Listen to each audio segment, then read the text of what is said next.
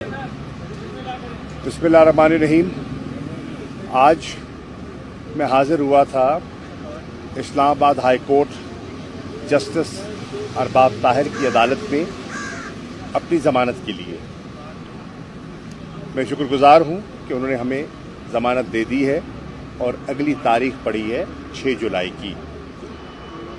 ये वो केस है जिसमें जनाब एडिशनल सेशन जज सिपरा साहब ने पूरे दलाइल सुनने के बाद हमारी पिटिशन डिसमिस कर दी और हमारी ज़मानत मनसूख कर दी गई थी।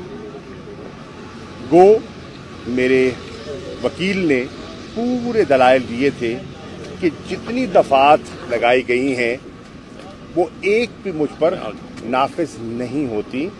मैं 9 मई को फिज़िकली इस्लामाबाद में मौजूद ही नहीं था, मैं कराची में था, तो जितनी दफ़ात थी वो मुझ पर लागू नहीं होती। बहरनौ उनका फैसला सर आंखों पर आज आए और हमें ज़मानत मिल गई। ट्रांजिट बेल मिली थी पेशावर हाई कोर्ट से, क्योंकि यहाँ कोशिश की अंदर आने की कल और वो कोशिश कामयाब न हो सकी। बहरनौ आज आ गए। मैं एक चीज़ वाज़ेह करना चाहूँगा कि मेरा 40 साला सियासी रिकॉर्ड है, जिसमें कहीं नुक्से अमन और कहीं कानून को हाथ में लेने का आपको कहीं शवाहिद नहीं मिलेंगे। मेरी गुजारिश होगी अपने मीडिया के चंद भाइयों से, मोहतरम है, कि जब आप रिपोर्ट करें तो हक़ाइक़ को सामने रखते हुए कीजिए।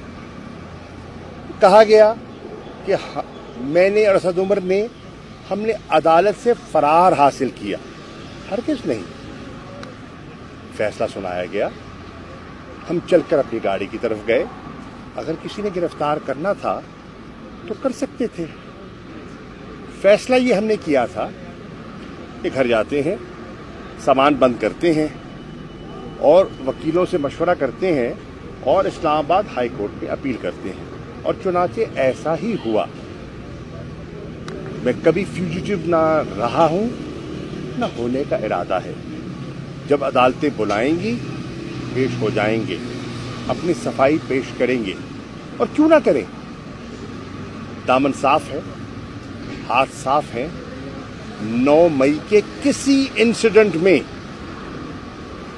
बिल वास्ता बिला वास्ता न मुलव्विस था न मुलव्विस हूं, और बड़े एतमाद से कह रहा हूं। और मैं समझता हूं कि न सिर्फ मैं, मुझ जैसे हजारों कारकुनान ऐसे हैं जो इसमें डायरेक्टली इन्वॉल्व नहीं हैं। मैं पहले भी अर्ज कर चुका हूं, आज दोहरा देता हूं, उन बेगुनाह कारकुनान को फिलफौर रिहा होना चाहिए, क्योंकि उनकी फैमिलीज परेशान हैं और बहुत से जो हैं वो तो ब्रेड अर्नर्स हैं, उनके घर का चूल्हा मुतासिर हो रहा है।